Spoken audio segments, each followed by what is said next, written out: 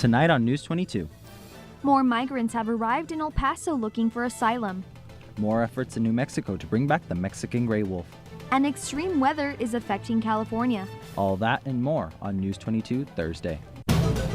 Serving southern New Mexico, this is the award-winning KRWG-TV News 22, where news matters. Good evening, everyone. I'm Gabe Chavez. And I'm Victoria Valderrama. Another group of migrants is in El Paso after traveling in a caravan from central New Mexico. This brings the total number of migrants to over 800 to arrive in El Paso in the last 24 hours. Another group of migrants arrived at the border last night near Yarborough and the border highway. Local groups and people brought sandwiches and supplies to the group as the caravan spent the night on the border. CBP agents arrived at 5 a.m. to bus the immigrants to local facilities to be processed. No word on where the immigrants will be taken after they are processed. Homeland Security Secretary Kirstjen Nielsen faced off with House Democrats Wednesday. She answered questions at a hearing on President Trump's immigration policies, including family separations, at CNN, as CNN's Jessica Schneider reports. Homeland Security Secretary Kirstjen Nielsen facing off for the first time today against House Democrats in power, feeling the heat as members grilled her on the controversial zero-tolerance policy, which resulted in separating children from their parents after they crossed the border illegally. Nielsen admitting she had discussed the policy with then Attorney General Jeff Sessions, but didn't realize he was ready to announce it. At some time before the announcement, we had the conversation. I did not know he was making that announcement that day. That resulted in weeks of confusion until Nielsen issued guidelines for border agents to implement the policy. Why did you wait until May 4th to issue implementation guidelines? Because we wanted to work within the department to ensure we could do it in a appropriately safe way with compassion. Do you know how outrageous that sounds? You wanted to separate children and families, and you wanted to do it with compassion. So in the meantime, you didn't do anything at all, and you let kids be separated without tracking them. Nielsen also defended the president's decision to issue an emergency declaration last month to build his border wall, and tried to avoid addressing this seemingly false statement he made about arrests at the southern border. Never so many apprehensions ever in our history. Is that accurate? Was the president accurate? Again, it depends on the context because it depends on the type of migrant, sir. While Nielsen says Border Protection is on track this year to apprehend 900,000 immigrants crossing illegally or arriving at ports of entry without proper documents if current numbers continue, history has shown higher numbers. In 2006, arrests were just more than 1 million. And during the Clinton administration in 2000, 1.64 million arrests were made. Republicans seized on the latest figures that 76,000 immigrants were caught crossing illegally last month, making it the highest total for any February in the past 12 years. Let me just put this in context for the American people. Perhaps the most famous invasion in the history of the world, D-Day. 73,000 American troops landed in the D-Day invasion. We have 76,103, according to my numbers, apprehensions along our southern border last month. We have D-Day every month on our southern border. Nielsen was also asked to explain why President Trump declared an emergency on the border, even though he said he didn't need to. She said what Trump meant was that there would be no need for emergency if Congress approved money for border security. A panel will be held at NMSU for this year's Sunshine Week.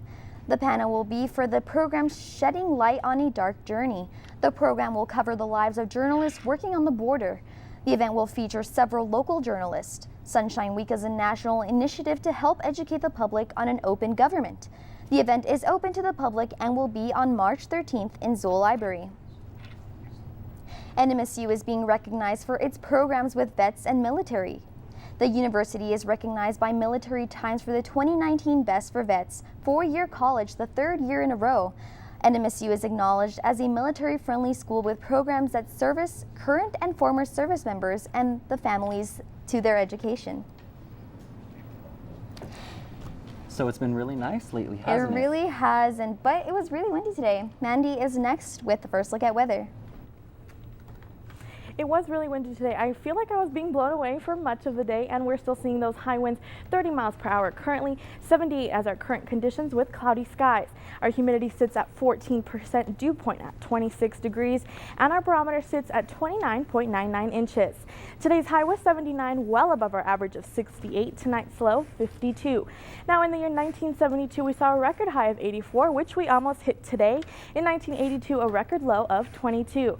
We didn't see any rain today, so our yearly rainfall sits at 0.11 inches. That's all I have for your current conditions. I'll be back later to talk your national forecast, but for now, more news. A semi-truck crash took place Wednesday on I-10. This took place near Motel Boulevard and the ramp onto Interstate 10. Police said that one of the trucks jackknifed onto the westbound on the ramp. Emergency crews worked for over an hour to help free someone trapped in the cab of one of the trucks. That person was then taken to the hospital. No report yet on their condition.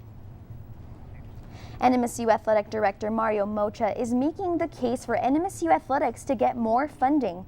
However, Mocha told the Las Cruces Sun News he isn't too confident about getting more money. In fact, Mocha is only expecting about $145,000 more than last year's budget. Mocha is seeking about $2.3 million for the school's athletic budget. Since 2005, the University of New Mexico has received on average $2.7 million for their athletic program. Some citizens in New Mexico are standing up to new gun legislation. A gun bill has been sent to the governor's desk for her to sign. Many of New Mexican Republicans oppose the bill. However, many New Mexico sheriffs have vowed they will not enforce the bill in their respective counties. The law would call for stricter background checks and wouldn't allow gun show sales without a background check. No word on when the bill would be signed into law. Governor Michelle Lujan Grisham has not commented on the matter. The New Mexico House and Senate has passed a legislation aimed at helping education. The bill would boost teacher pay and send $100 million to low-income students. Teacher salaries would be increased by 12%. State spending for kindergarten through 5th grade spending would increase by $120 million. The bill now moves to the governor's desk for approval. The American Farm Bureau Federation say the gray wolf population is no longer on brink of extinction and does not need protection any longer. Gray wolves received endangered species protections in 1975 when there were about 1,000 of them in Minnesota. There are now more than 5,000 living across the contiguous U.S. However, wildlife advocates say lifting the protections could hold wolves from returning to areas where they have been absent for decades. And stay tuned, Mandy will be back with your national forecast. And later, it was supposed to be an afternoon stroll. It quickly turned into an afternoon disaster. More on that when News 22 continues.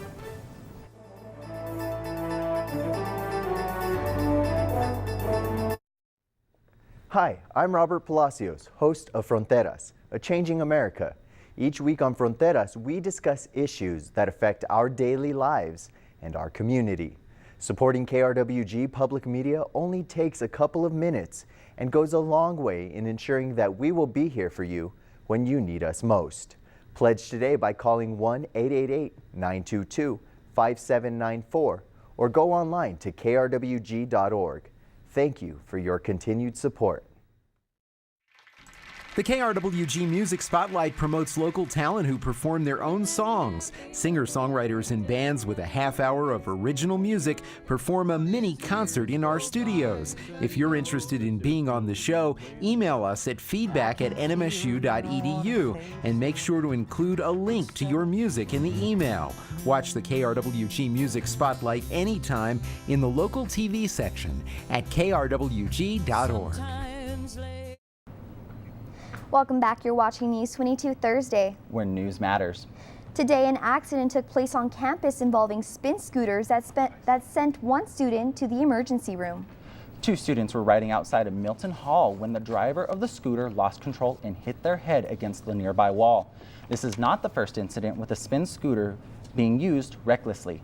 News 22 interviewed Zach Jimenez, who witnessed the accident firsthand. I like them, but people don't use them how they're supposed to be used, so yeah.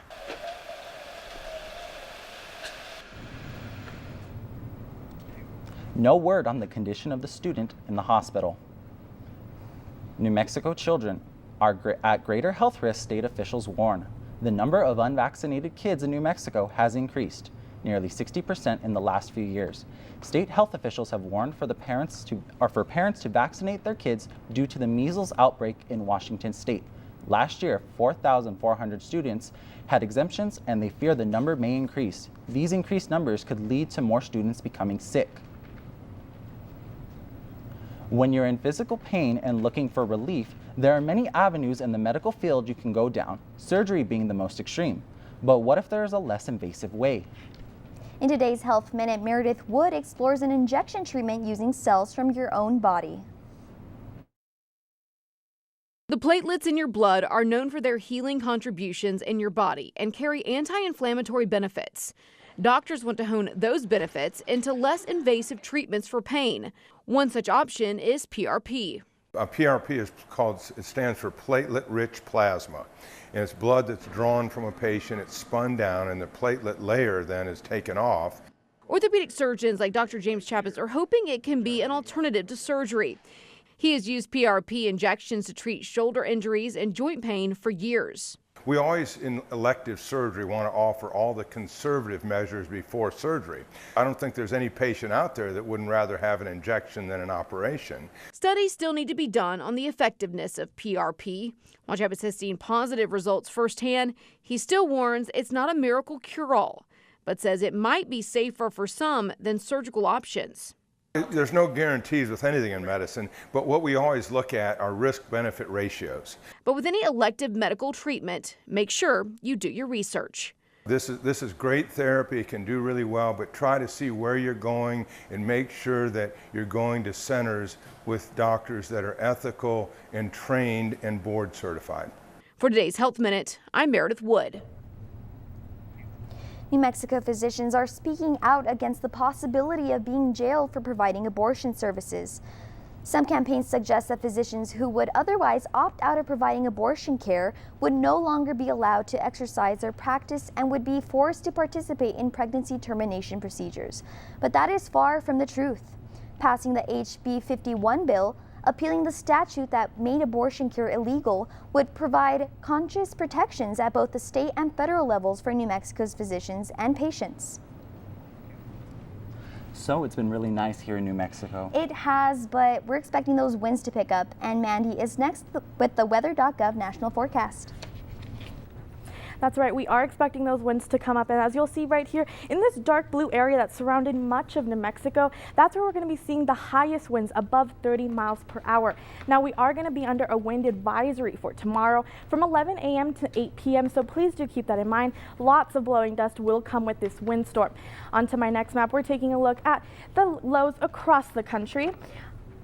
Seeing some warmer conditions in El Paso at 59, San Antonio 61, Albuquerque at 45, but those winter conditions are sticking onto the East Coast, New York at 22, Buffalo at 6. Here on my final map, we'll talk your weekend conditions. Now it should be perfect and sunny in our area compared to much of the country. It's the perfect day to go to the park or go to the Aggie game. It's their last game of the season this Saturday. I know, that's what I'll be doing. I hope to see you all there. That's all I have for your national forecast, but I'll be right back to talk your local conditions.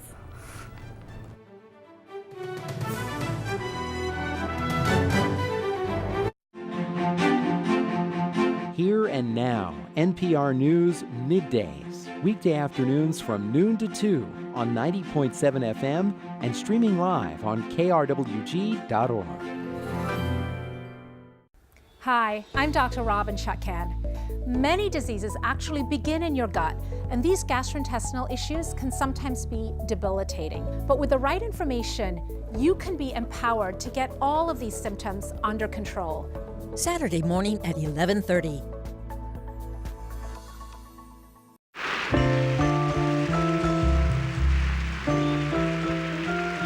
Hello, I'm Martin Sheen, welcoming you to a centennial celebration of the immortal Nat King Cole. Unforgettable, Mona Lisa. It's Nat King Cole's greatest songs on PBS. Saturday at 7 p.m.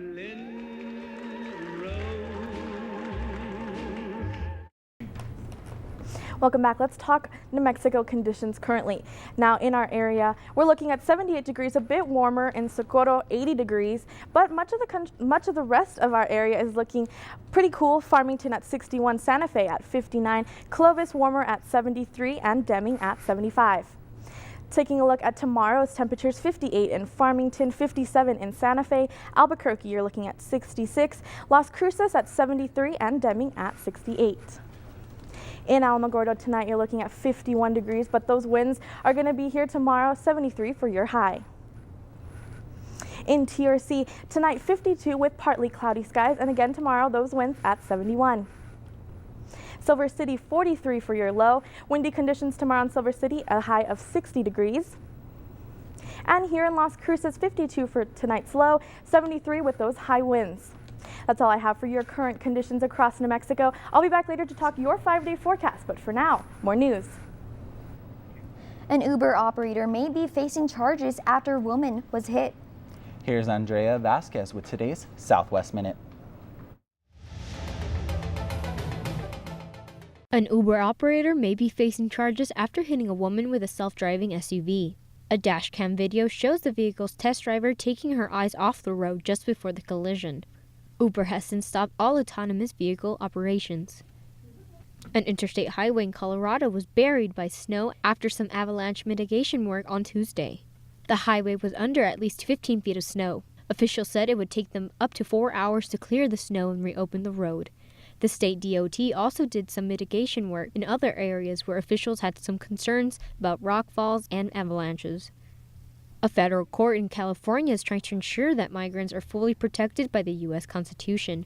As current U.S. law stands, if migrants don't have a credible fear of prosecution in their home countries and their claim is denied, they face expedited removal from the U.S. It is unclear if the administration will take any action after the ruling, following President Trump declaring a national emergency at the border. I'm Andrea Vasquez with the Southwest Minute. So I don't know if you heard, but the schedule for football in the fall was released today. I did hear that. And here's Claire Cabello in sports. Thanks, Gabe and Vicky. Coming up in sports, find out which Aggie was named National Player of the Month. More on that when News 22 returns.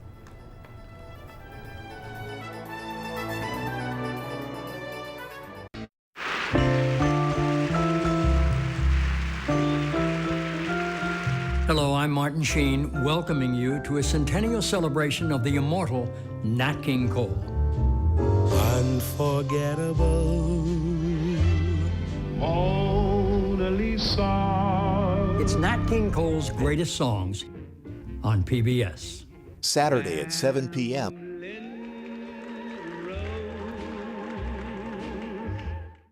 Acclaimed financial expert Susie Orman answers critical questions about your money. Tonight is all about you. The goal of money is for you to feel secure. The goal of money is for you to feel powerful. You have problems, but here's the good news. I have the solutions. Susie provides essential advice in Susie Orman's Financial Solutions for You. Saturday at 4 p.m. on KRWG-Public Media. KRWG-TV News 22 Sports. Welcome back. I'm Claire Cabello, and let's talk sports. Whataburger wants you to join the party. They will be hosting a customer appreciation party this Friday, March 8th at the Telshire location before the last men's basketball game of the season this Saturday. A DJ and photo booth will be provided for customers to take pictures with Pistol P and the NMSU cheerleaders. Customers will also have the chance to enter a raffle for Aggie gear and free Whataburger. The event is all due to the Aggies' outstanding record.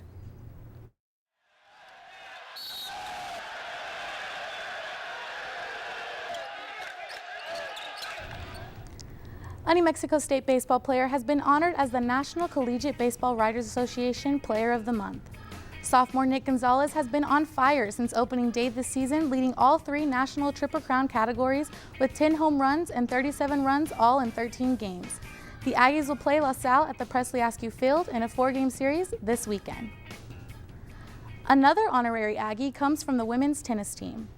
Harsha Chawla has been named Western Athletic Conference Singles Player of the Week after going undefeated this past weekend. This is the first singles honor for New Mexico State in dual play and the first singles play honor in her career. The Lady Aggies have a few weeks off to prepare for their match against Kansas City on March 22nd. The men's tennis team will stay on the road this weekend as they will be competing in the Golden State Invitational in California. The Aggies' first match will begin on Friday morning against UC Davis at the Merrill Welch Tennis Center. When the Aggies return, they will only have a few short weeks off before taking the battle of I-25 against our rival New Mexico on Sunday, March 17th. Mark your calendars because NMSU is already preparing for the first football game of the season. The Aggies' 2019 fall game schedule has been released, revealing their competitors, some including Washington State and Alabama Crimson Tide. The team's first fall game will be on August 31st. The Aggies will also play a spring game this month on the 20th at 6 p.m. Admission is free to the public. And that's all for sports tonight. Join us for some more sports action next week. Still ahead on News 22, Mandy will be back to take a look at your 5-day forecast. But first, one local student's art is going to infinity and beyond. More on his stellar artwork when News 22 continues.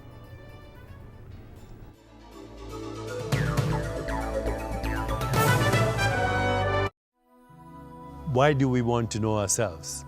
Dr. Deepak Chopra created the 7 spiritual laws of success to help everyone reach their peak potential. The 7 spiritual laws of success transform our life. Sunday morning at 8. There is finally hope for migraine sufferers. Leading researchers and scientists have come together to tackle this debilitating disease and provide a step-by-step solution to empower you to get relief. Please join me, Maria Shriver, for the Migraine Solution. Sunday morning at 11.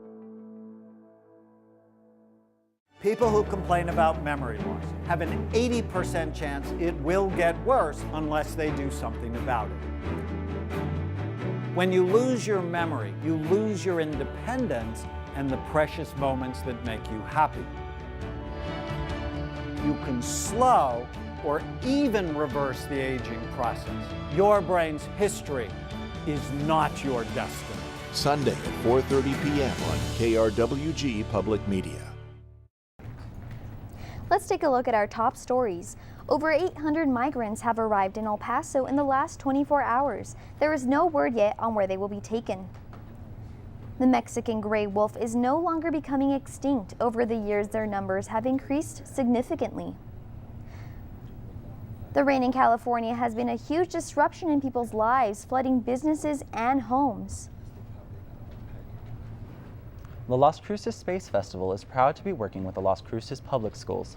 On April 7th through 13th, Las Cruces ran a poster contest for elementary school students. 10 finalists were chosen on February 7th, and they have been displayed at the Las Cruces Public Schools Central Office. The Las Cruces Space Festival Planning Committee have chosen a winner and a runner-up from the 10 finalists.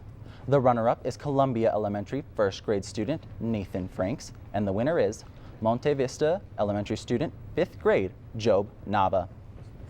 Wow, those kids did a really good job. I couldn't even do anything like that. I am so unartistic. I'm very jealous. Honestly, I feel the same. Yeah. And so, what about the weather? Well, this weather is going to be, it's kind of up and down right now. We're going to see those windy conditions like I was talking about tomorrow into the weekend. We are going to cool off.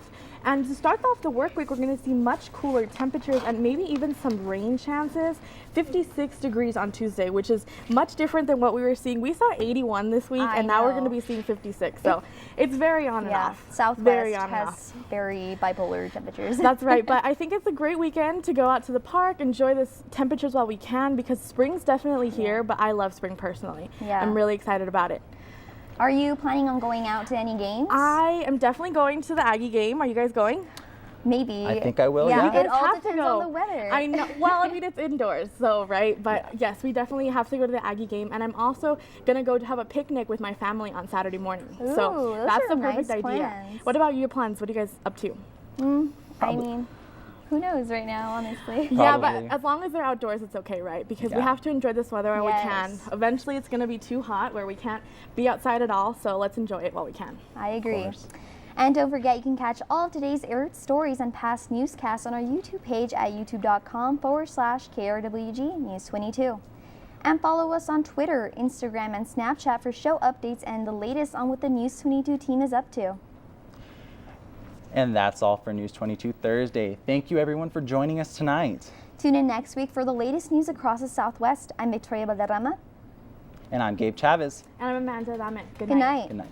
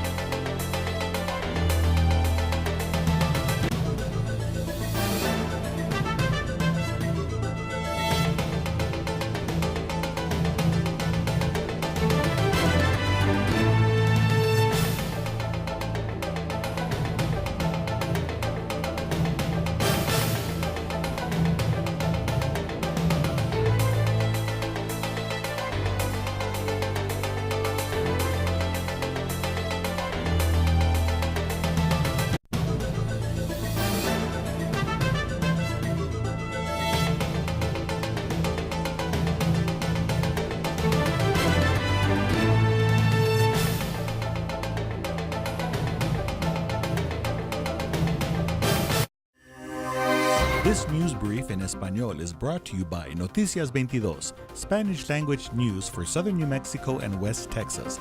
Noticias 22. Bienvenidos a este breve informativo de Noticias 22. Con ustedes, Diana Castillo. Más de 500 migrantes cruzaron la frontera de manera ilegal en menos de 48 horas. Agentes de la patrulla fronteriza del Paso detuvieron varios grupos de migrantes centroamericanos la noche anterior y la tarde del miércoles. Estos grupos estaban compuestos principalmente de familias y jóvenes no acompañados. Los agentes detuvieron a un grupo de 112 inmigrantes en el muro fronterizo después de la medianoche. Casi al mismo tiempo, agentes procesaron a otro grupo de 252 inmigrantes al oeste de Bowie High School. A lo largo de la mañana, varios grupos más pequeños también llegaron a múltiples lugares a lo largo de la frontera en solo unas pocas horas. El número total de personas detenidas superó las 500. El presidente de NMSU, Emerson Morrow, está enfrentando la posibilidad de ser procesado. De acuerdo con el periódico en línea de NMSU, Coco Pelly, Morrow supuestamente llegó ebrio a la reunión de artes y ciencias la semana pasada.